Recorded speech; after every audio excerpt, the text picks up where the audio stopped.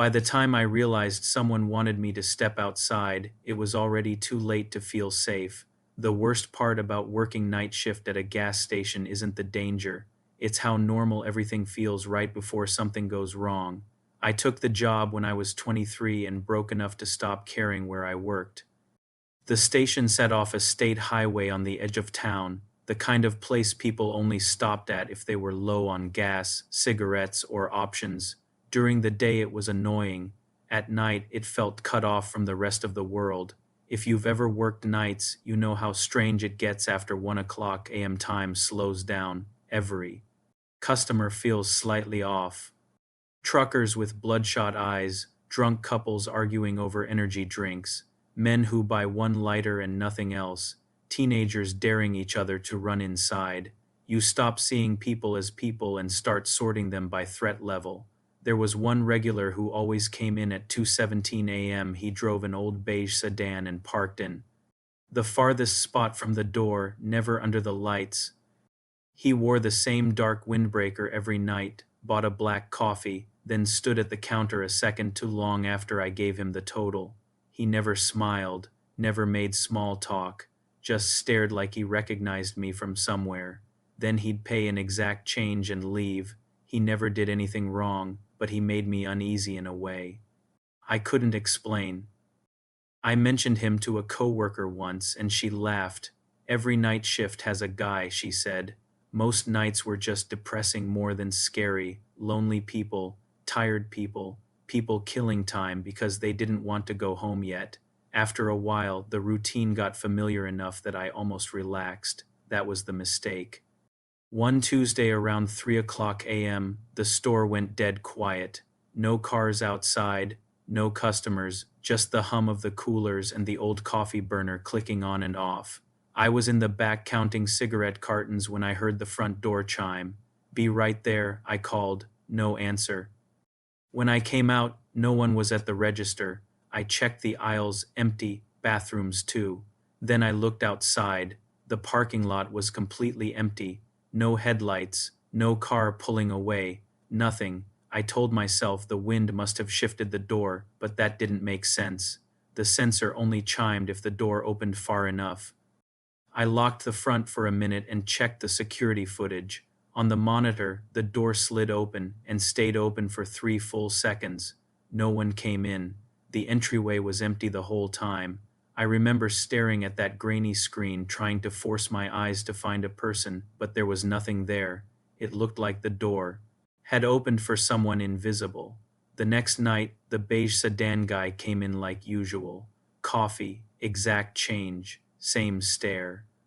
But before he left, he paused at the door and said, "Don't leave the counter after 3. I just stared at him. "What?" He looked at me through the glass. "After 3. Don't leave the front." Then he walked out. I told myself he was messing with me, but the next night I stayed planted behind the register anyway. At 3:11 a.m., the store phone rang. I answered with the usual greeting and heard nothing but breathing, not exaggerated breathing, just slow, steady, human breathing right into the receiver. Then a man's voice said, calm as anything, "I'm at pump 4. I looked outside. Pump 4 was empty. No car, no person, nothing but white. Fluorescent light hitting the concrete. "You need to come outside," he said. I hung up. A second later, the motional arm for the dumpster area chirped under the counter. Something was behind the building. I should have called 911 immediately, but working retail teaches you to second-guess yourself. You don't want to sound dramatic, so I pulled up the side camera first. At first, I didn't see anything. Then I noticed a shape standing against the back wall, just outside the reach of the light, completely still, person-sized, facing the back door. The phone rang again. While it rang, the figure moved closer to the door. That's when I called 911.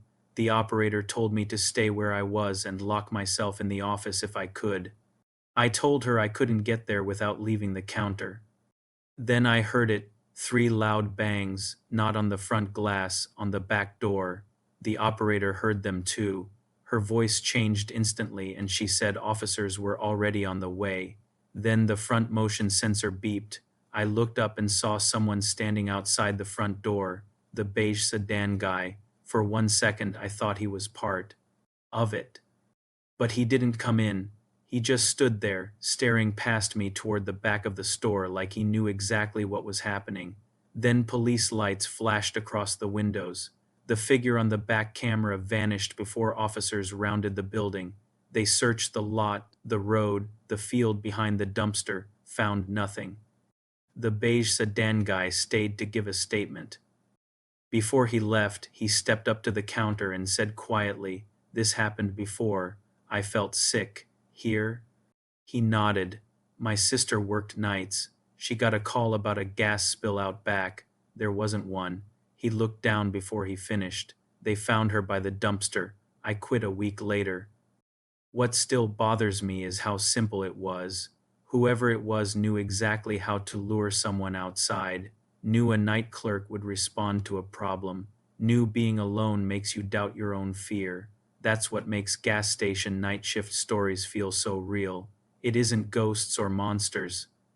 It's the hum of fluorescent lights, a phone ringing after 3 o'clock a.m., a person standing just outside the light, and the horrible feeling that for someone out there, you aren't a person working. You're just the only one awake.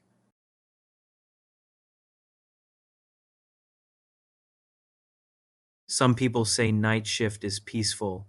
Those people have never been the only awake person in a building. When something that should not exist starts asking for help. I took the night shift because I needed the money, and because it sounded easier than dealing with people all day. That is what people think night shift is. If they have never worked it, quiet halls, a little boredom, coffee, maybe a podcast in one ear. They do not picture how wrong a building can feel after 2 a.m. They do not picture how every sound starts to feel personal. I worked overnights at a small rehab clinic on the edge of town. It had once been an elementary school.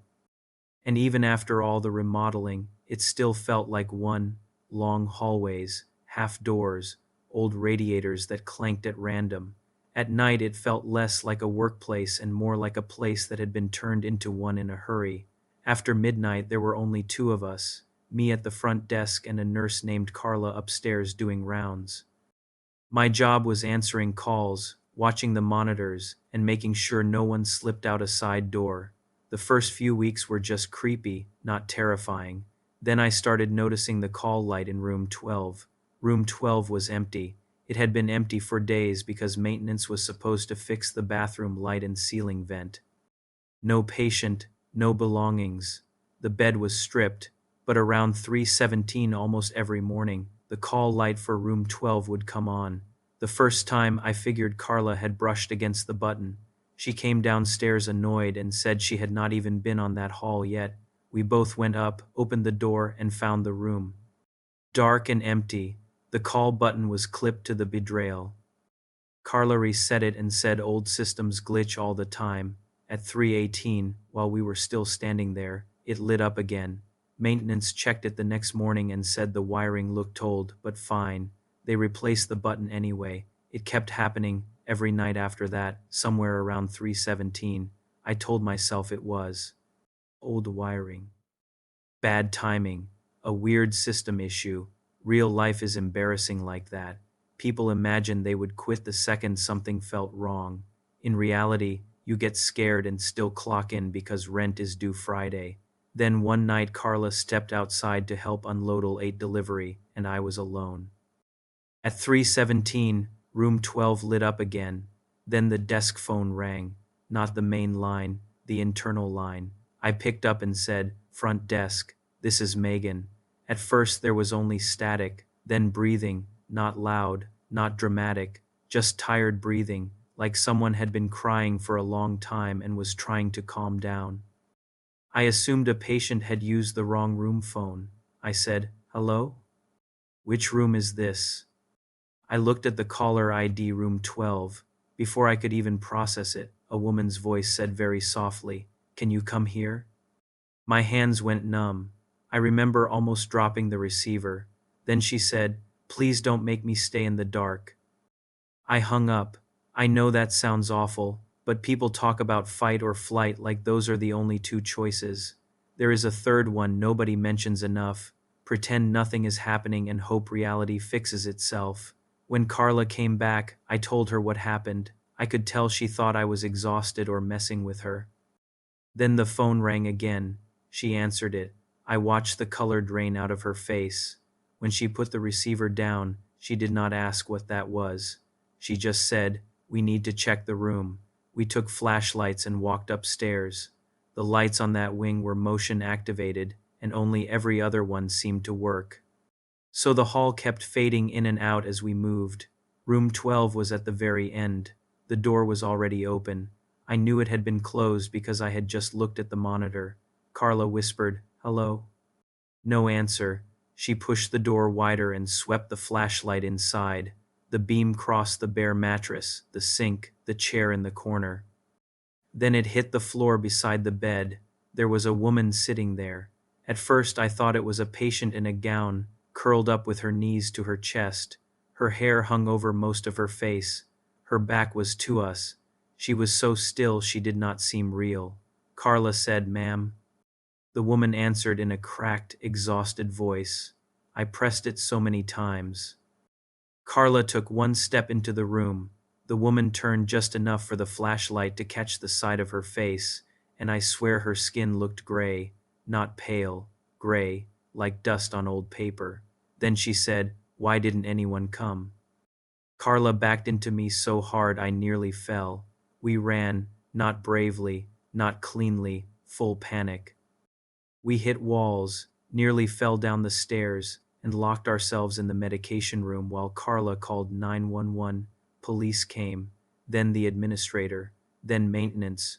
Room 12 was empty. Of course it was. I quit 2 days later. About a month after that, Carla called me. She had stayed because she had kids and no backup plan. She sounded awful. She said she had asked one of the older employees if anything had ever happened in room 12 before the clinic took over the building. Years earlier, when the place had been used as a temporary care facility during a bad flu season, a woman had been left there overnight waiting for an ambulance transfer. There had been a mix-up, shift change, paperwork. Too many patients, not enough staff. She kept pressing the call button because she said she could not breathe. By the time anyone checked on her, she was dead. 3:17 a.m. was the time they found her. I still work late sometimes, just not there. But every overnight job has the same moment when the building settles and the silence changes. Anyone who has worked night shift knows exactly what I mean. It is the moment a place stops feeling empty and starts feeling occupied. And every time a phone rings after 3 a.m., my stomach drops before I even look, because some fears do not leave. They just wait quietly in the dark.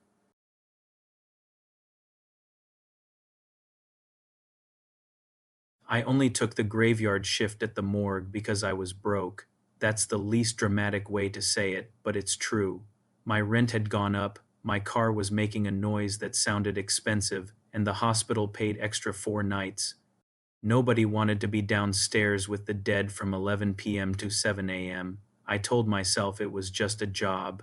People hear morgue and picture horror movies, but most of it was boring paperwork, intake forms, personal belongings in little plastic bags, checking temperatures, wiping down counters that already looked clean.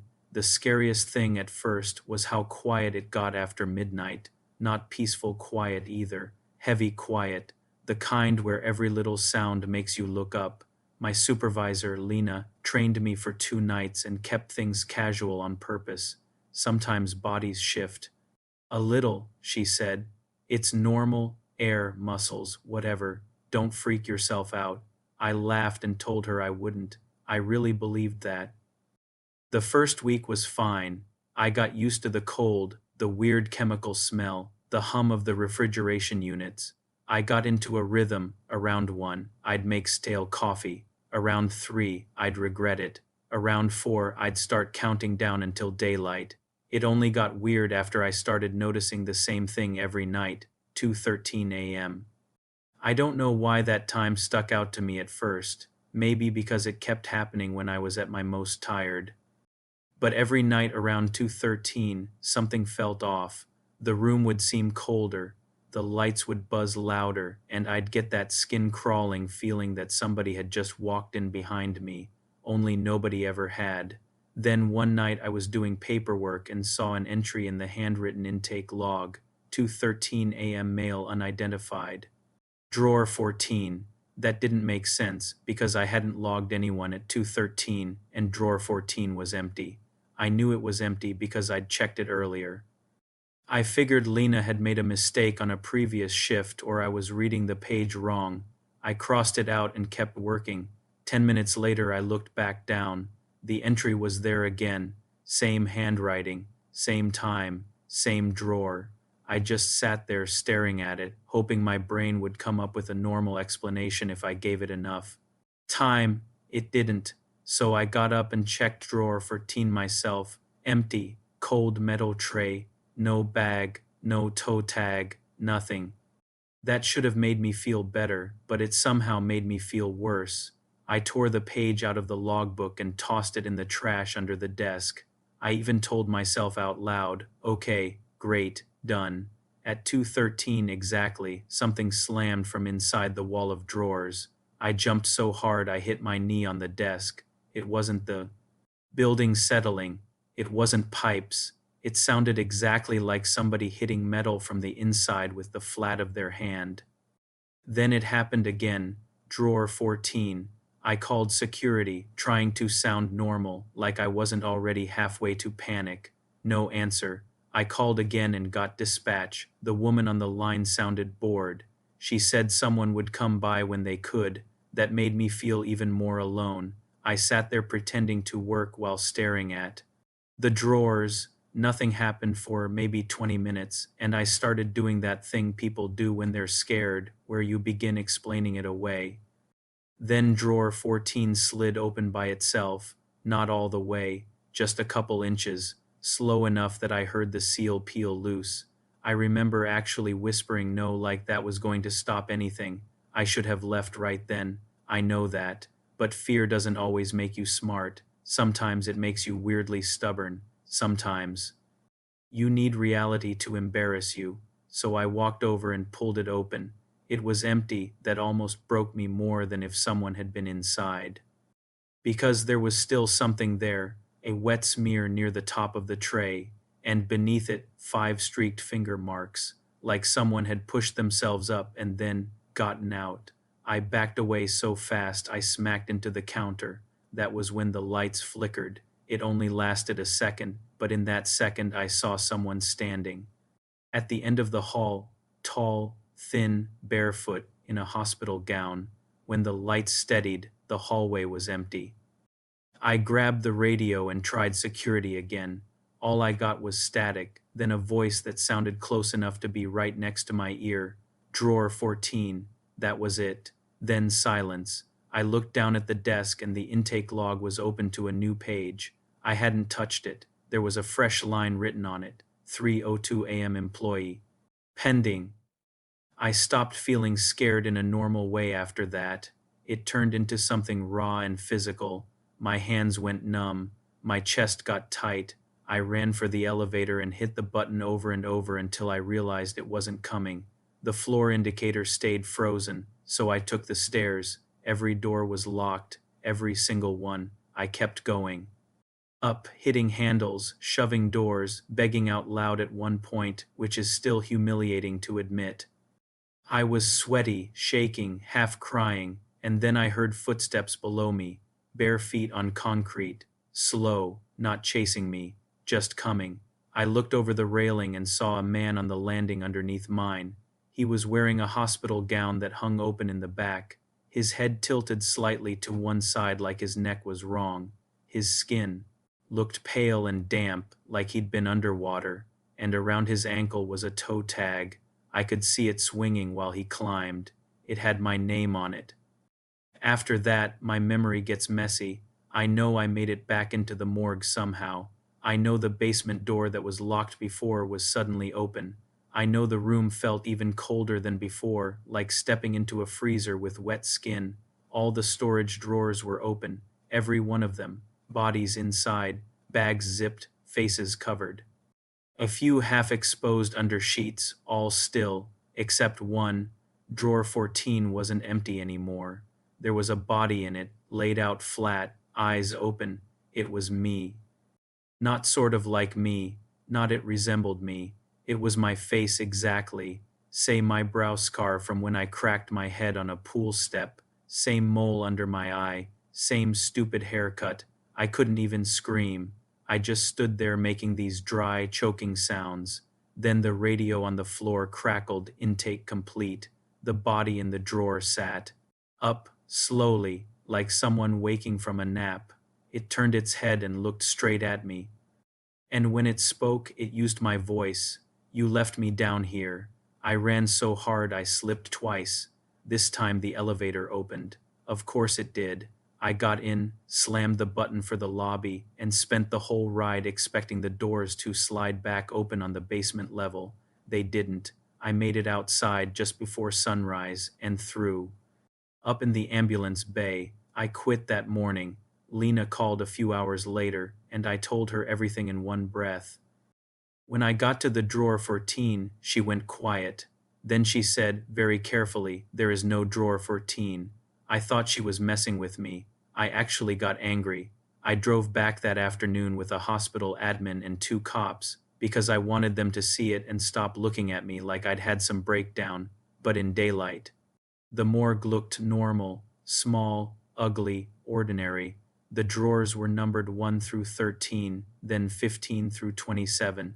No 14, no missing space, no sealed over compartment, nothing. The logbook pages were blank. The security footage showed me alone all night, talking to nobody, running around like an idiot, and standing in front of a solid wall panel with my hand pressed against it like I was trying to open something that wasn't there.